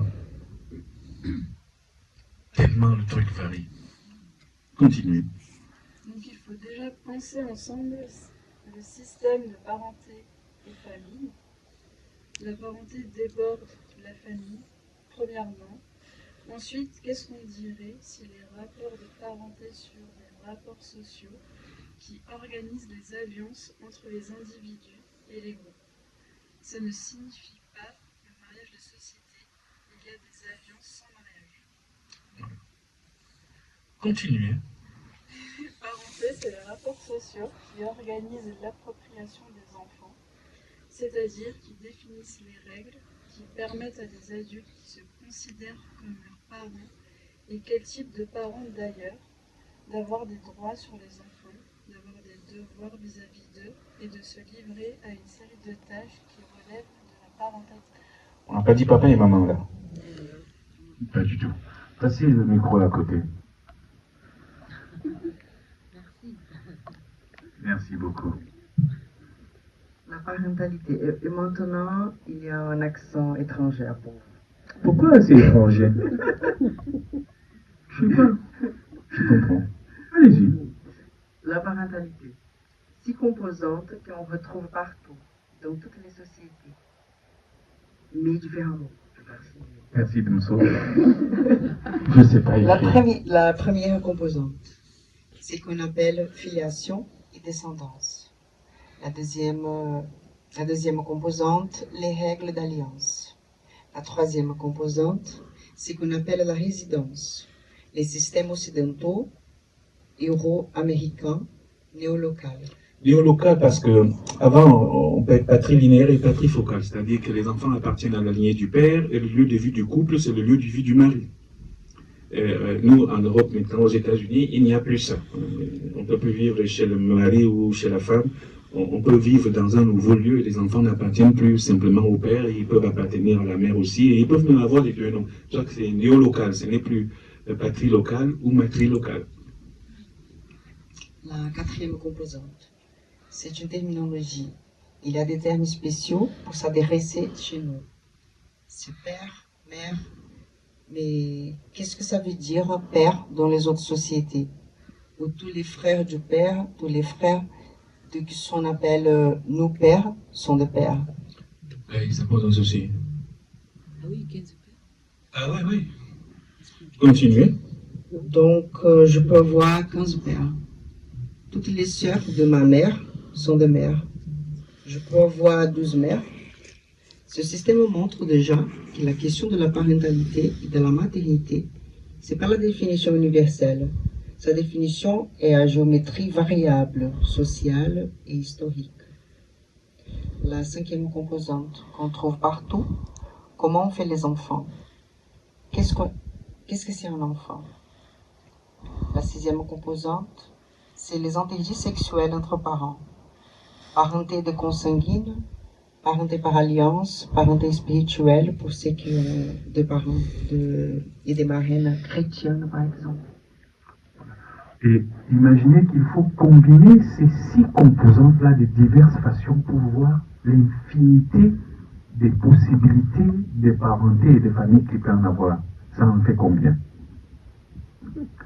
Et chacune de ces manières est juste une structuration culturelle. On peut donc imaginer à quel point l'identité d'un individu, la nature et les besoins d'un bébé et d'un enfant, ce que c'est qu'une famille, ce que c'est qu'un parent et la manière d'exercer le statut de parent que nous appelons parentalité, ça peut varier. On sort donc d'une zone de confort, pas parce qu'il faut absolument oublier ce qu'on sait faire, mais c'est pour qu'on soit conscient de la complexité. Et ça, c'est valable aussi bien pour les professionnels que pour les parents. C'est pour ça que je suis content aujourd'hui, j'ai jamais parlé aux deux à la fois. Je me permets juste de dire que le temps avance, il est déjà 7h moins le quart. Ah ouais. Voilà, donc on va s'acheminer à la fin de cet échange. Vous voyez pourquoi on veut qu'il revienne. Pour avoir la suite, on veut la suite. Très bien. Et je n'avais pas vu le temps passer, il passe vite. On va donc voir rapidement un peu quelques modalités de parentalité. Qu'est-ce qui nous est dit là? Passez les micros, on va aller vite. Pour qu'à 7 heures, on puisse s'acheminer vers la fin.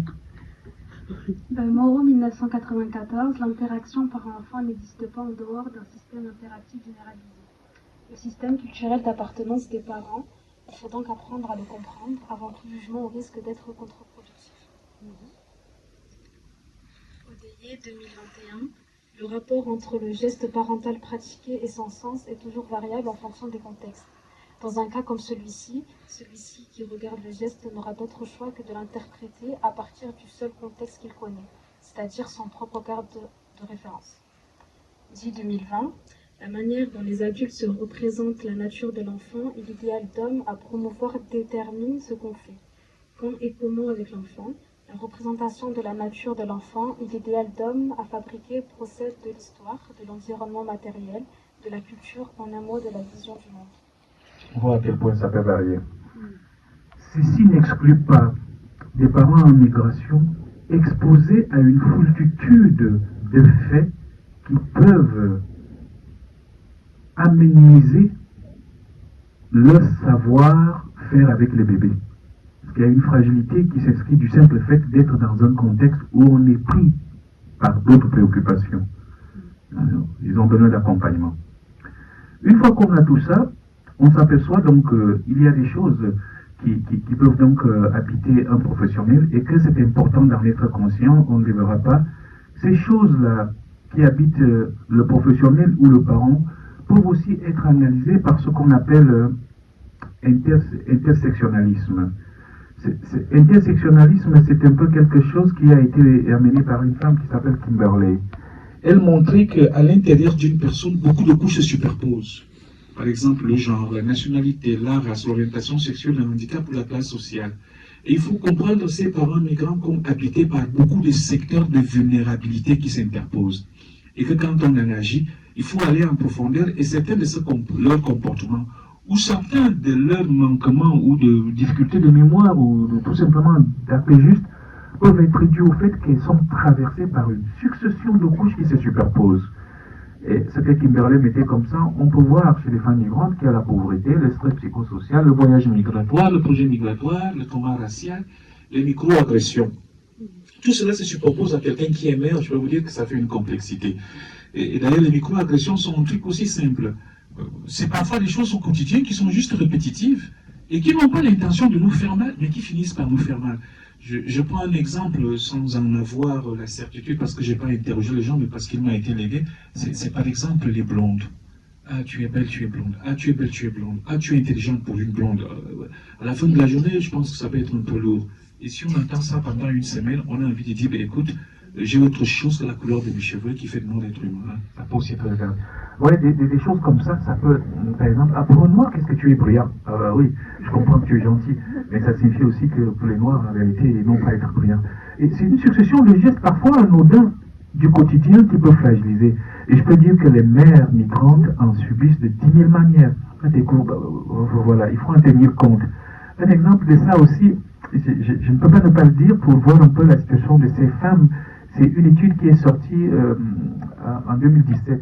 D'ailleurs, pour ceux qui sont rapprochés à la petite enfance, il y a eu ce que Santé publique France a annoncé avec le concept des 1000 premiers jours. Et il fallait être attentif aux femmes. Les 1000 premiers jours, ça commence dès le début des premiers jours d'aménorrhée jusqu'aux 2 ans de l'enfant. Ce qui est curieux, c'est qu'ils n'ont pas cité les études sur lesquelles se sont appuyés. J'ai fouillé, j'ai pas trouvé. En fait, c'est des études d'une petite Irlandaise qui s'appelle Oxama. Cette étude que vous voyez là en haut, qui dit « La grossesse entraîne des changements importants dans la structure même du cerveau humain ». Cette étude a montré, avec l'IRM, que dès les premières semaines d'aménorrhée, il y a une réduction de la matière grise chez la femme. De nouveaux neurones apparaissent et certains neurones disparaissent. Et quand on va dans cette imagerie, on voit que certaines zones du cerveau qui s'illuminent, ce sont les mêmes zones qui s'illuminent quand une mère est en interaction avec son bébé, ce qu'on appelle les zones cerveau de la cognition sociale. Alors l'hypothèse que je m'étais faite à moi, c'est que finalement, le corps de la femme essaye vraiment de se modifier pour réagir au micro-message d'un bébé que notre conscience ne peut pas interpréter. Sinon, le bébé enverra une foultitude de messages qui resteraient sans réaction. Et ça peut entraîner des problématiques que les psy appellent anaclétiques, c'est-à-dire un défaut d'étayage, qui peuvent aller jusqu'à la mort du nouveau-né. Et finalement, il y a une espèce de montée en volume émotionnel de la femme. Je suis obligé, ça me fait un peu honte, mais j'essaie de réparer la honte, de dire aux femmes ce que nous avons appelé les caprices de grossesse, ce n'est pas des caprices. En fait, c'est une modification du corps de la femme pour pouvoir être une personne qui peut sentir les choses à peu près comme le bébé. Parce que si je fais ça pour un nouveau-né, c'est un peu comme si on me claquait les doigts aux oreilles. Et notre monde est programmé pour nous. Les bruits, les sons, le sucre, le sel, c'est à nos sensations. Pour un bébé, c'est mortel. Oh, il faut quelqu'un qui peut avoir une sensation aussi. Je comprends pourquoi, quand j'avais des enfants, je mettais le parfum qu'elle m'avait acheté. Elle me disait, mais c'est quoi ton parfum là? C'est trop bien, c'est toi qui l'as acheté. Elle me dit, je veux boire du sucre, du lait. J'amène du lait, oh, c'est trop sucré. Bon, je veux boire quelque chose de pimenté. Elle goûte un peu. Mais en fait, tout en elle est réduit de telle sorte qu'elle puisse comprendre que le bébé n'est pas à remplir comme un adulte, à crier fort comme un adulte. Donc, excusez mesdames, ce n'était pas des caprices, malheureusement on ne savait pas. Et cette étude d'Oxama nous montre donc qu'il faut vraiment préserver une femme enceinte dès le début de grossesse. Pour quelle raison? Parce qu'il y a une autre étude qui montre que le stress psychosocial à la mère aura de l'incidence directe sur le bébé. On a par exemple le stress psychosocial qui sécrète tout ce que vous voyez là. Je vous prends un seul exemple, c'est le cortisol, mais c'est tout ça qui est sécrété. Quand le cortisol est sécrété, logiquement, il doit être arrêté par la barrière placentaire. Mais s'il est sécrété plus qu'il n'en faut, il va traverser la barrière placentaire et vous voyez que ce cortisol-là, il va atteindre le développement du bébé, il va atteindre beaucoup, et même les gènes codants jusqu'à la prédisposition du cerveau du bébé à faire des maladies mentales. Ça, on ne le voit pas pendant la grossesse, sauf qu'on aura des femmes qui auront des enfants en difficulté. Et parfois, je me souviens, j'ai discuté avec une amie à moi qui me dit, on réfléchissait à ça, c'était une pédiatre. Elle me dit, Charles, chaque fois que je trouve des enfants qui ont des difficultés d'apprentissage, quand je gratte un peu, je trouve qu'il y a de la violence.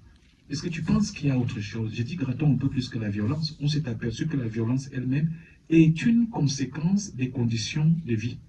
C'est-à-dire qu'ils étaient nombreux dans 2 chambres. Et il n'y avait pas de moyens de vivre. La tension était à tel point que c'est devenu la violence, et cette violence-là dégoulinait sur les plus fragiles de la structure. Et donc, parfois, il y a des couches qui se superposent.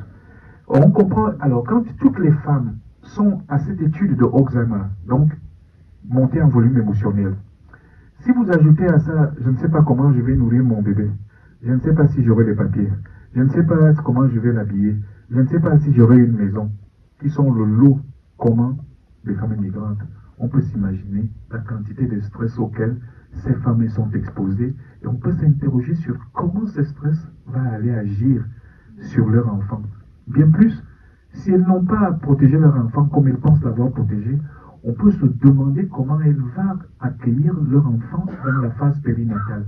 Lorsqu'une femme sait qu'elle n'a pas protégé correctement son bébé, comment se feront les premières interactions avec ce bébé? Ça peut être quelque chose de très désorganisé, qui sont très compliqués pour les enfants.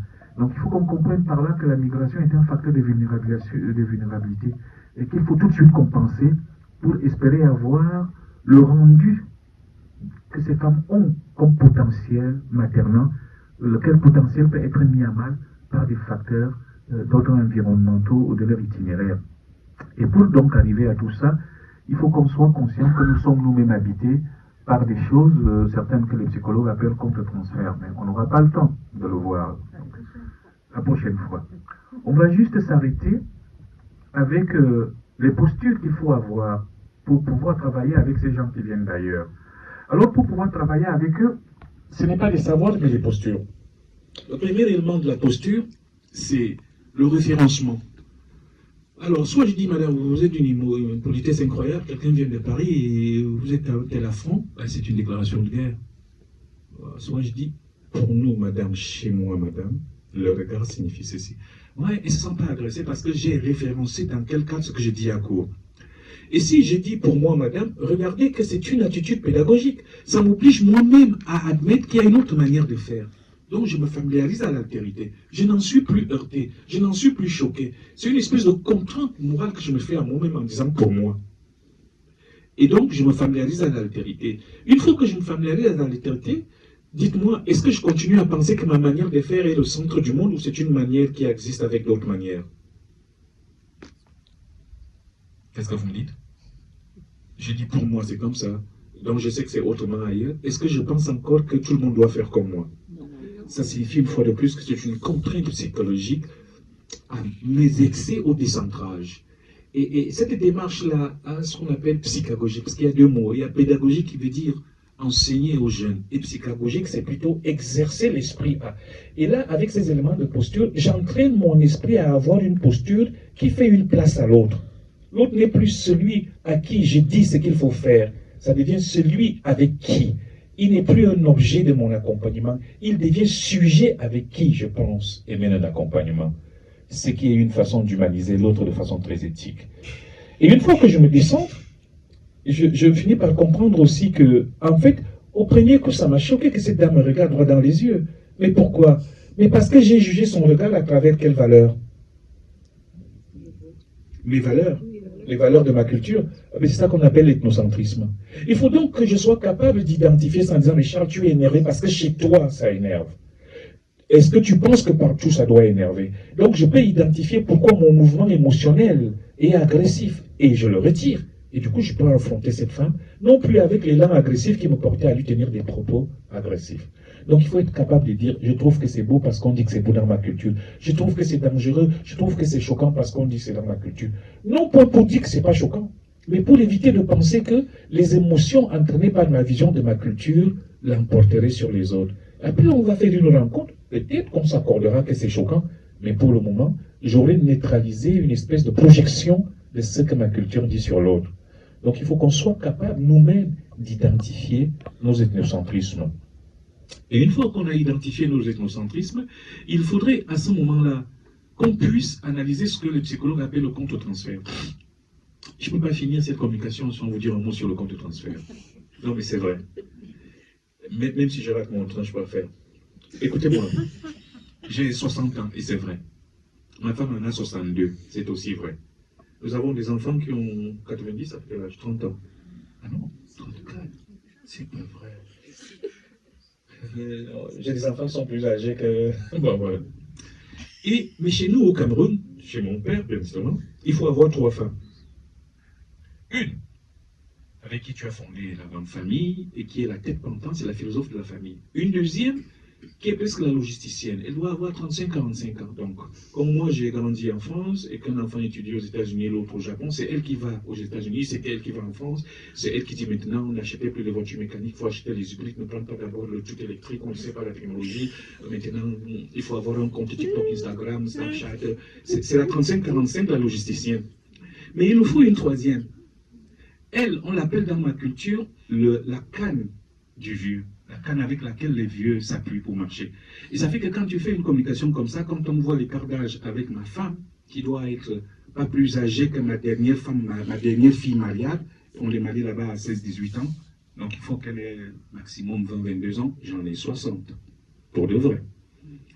Et il me faut, comme ça, quand on voit l'écart d'âge, on mesure à quel point je suis un homme accompli. Il nous en faut 3 minimum. Mais on peut aller jusqu'à 4 si on est musulman. À condition de les aimer toutes pareillement, bon, sauf qu'on s'en fiche souvent de cet extrait-là. Et en réalité, je suis allé au Cameroun et j'ai trouvé une jeune femme de 22 ans. J'ai pris les crédits ici, Cefelem, Kofinoga, Finarev. J'ai pris 28 000 euros. Je suis allé au Cameroun, j'ai fait un grand mariage. Et je suis revenu de là-bas avec ma femme de 22 ans. Par contre, malheureusement pour moi, 3 mois à peine arrivé en France, ma femme a demandé de divorce. S'il vous plaît, aidez-moi. Je ne veux pas que ma femme divorce. Si ma femme divorce, je me tue. Aidez-moi.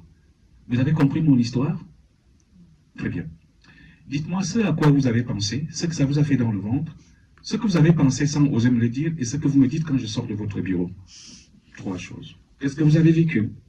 Qu'est-ce que vous avez pensé, mais que vous n'osez pas me dire? Et qu'est-ce que vous me dites quand je sors de votre bureau? Allez-y, on n'a plus de temps, sinon je vais rater mon train.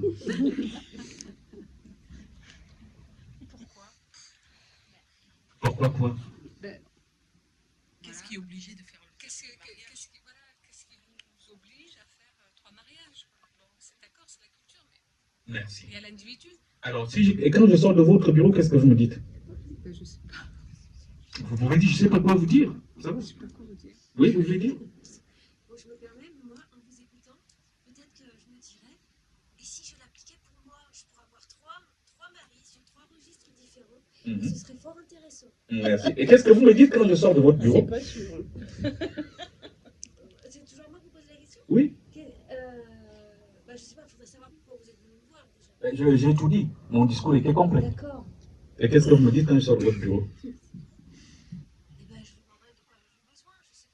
Je vous ai dit, aidez-moi pour que ma femme ne divorce pas. Si ma femme est divorce, je me tue.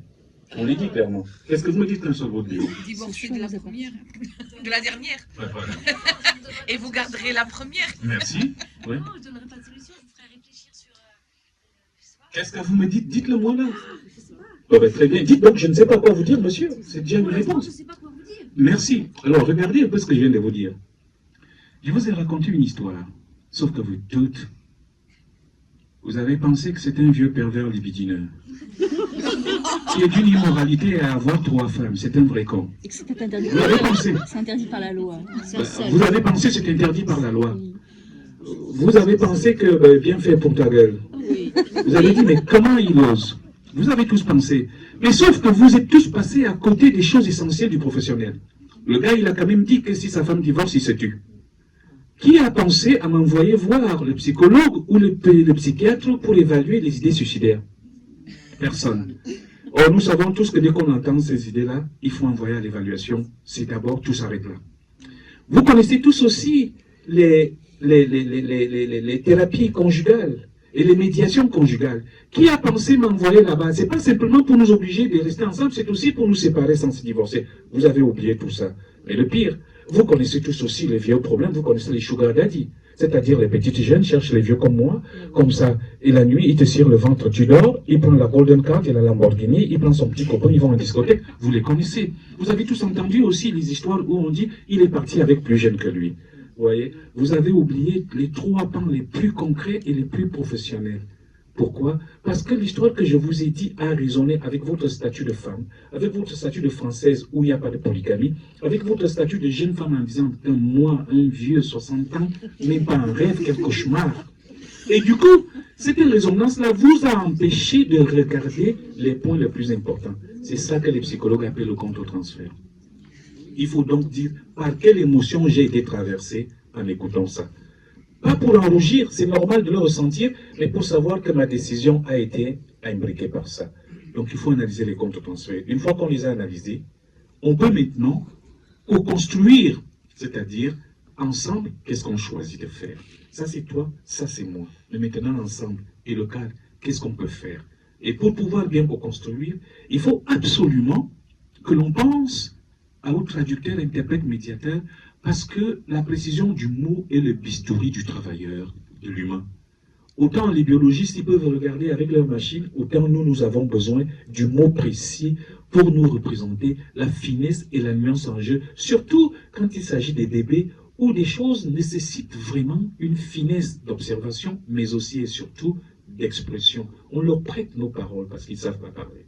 On leur prête nos sensations parce qu'ils ne peuvent pas dire ce qu'ils sentent. Il faut donc qu'il y ait la précision du sens. C'est d'ailleurs pour ça que le système nerveux central de la femme est modifié. Le système nerveux central, réduction de matière grise. Et une fois qu'on a le traducteur-interprète, Il faut donc maintenant, lorsqu'on est en face des familles qui viennent d'ailleurs, que nous pensions qu'il y a quelque chose d'universel, tous les bébés ont des besoins, mais on ne les pense pas de la même manière. Alors comment moi et l'autre, qui a d'autres manières de penser les besoins du bébé, vont faire? Moi, je vais lui dire les bébés à Montpellier, ils ont ça. Et dites-moi, les bébés à Gao, ils font comment? Et maintenant, comment on va faire ensemble? Là, on est presque sûr que l'autre se sent sujet et pas objet. Et tout cela doit se faire néanmoins avec une démarche qui est une espèce de l'intersectionnalité. C'est-à-dire de savoir que derrière ces femmes-là, il y a la mère, il y a la migrante, il y a la précaire, il y a celle qui est victime des microagressions, des regards. Elle subit les messages de BFM TV où on dit de changer le prénom, où on dit que c'est elle qui grève la sécu, où on dit... Toutes ces choses viennent percuter sa capacité maternante. Il faut tenir compte de ces différentes couches pour pouvoir l'accompagner au plus profond d'elle, afin que le petit bébé en sorte un petit Français qui payera correctement nos impôts et pas qui va les grever en prison ou dans un centre de toxicomanie. Et tout cela doit pouvoir se faire avec une démarche méthodologique qui est la maïeutique. C'est-à-dire, plutôt que de lui enseigner, discuter avec lui pour qu'il soit lui-même capable de comprendre ce qu'on a envie de lui dire. C'est que comme ça que les choses s'installent en tête. Je vous remercie. Merci.